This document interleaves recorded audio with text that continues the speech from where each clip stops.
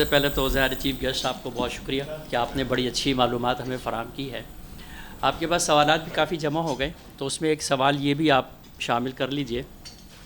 آپ نے بتایا کہ کراچی میں غیر قانونی عمارتیں جس طرح سے بنی ہیں، ظاہر ہے کہ وہ ایک جو متعلقہ ادارہ ہے اس کے علم میں نہیں ہے۔ موٹی سی بات تو یہی ہے، لیکن جو یہاں قانونی عمارتیں بن رہی ہیں، جو بنی ہوئی ہیں یا بن رہی ہیں، اس کے لیے آپ ہم سے زیادہ بہتر جانتے ہیں کہ جتنے بھی ڈپارٹمنٹ ہیں کراچی کنٹرول اتھارٹی بلڈنگ کے، ہر جگہ رشوت چلتی ہے اور وہ قانونی قرار دے دی جاتی ہے۔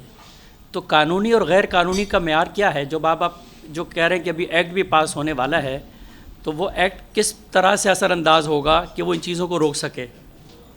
ذرا پلیز اس کے بارے میں تھوڑا سا بتا دیجئے۔ دوسرا، کراچی میں آپ بھی دیکھیں کہ کمرشل ریزیڈینشل ایریا میں جتنے بھی فلیٹس بنے ہوئے ہیں، وہاں پر تعلیمی ادارے یا کمرشل ایکٹیویٹیز بھی وہاں پر شروع ہیں، اس کی کوئی روک تھام نہیں ہے۔ کیا آباد کا اس سلسلے میں کوئی ایسا کنٹریبیوشن ہو سکتا ہے مستقبل میں؟ بہت شکریہ۔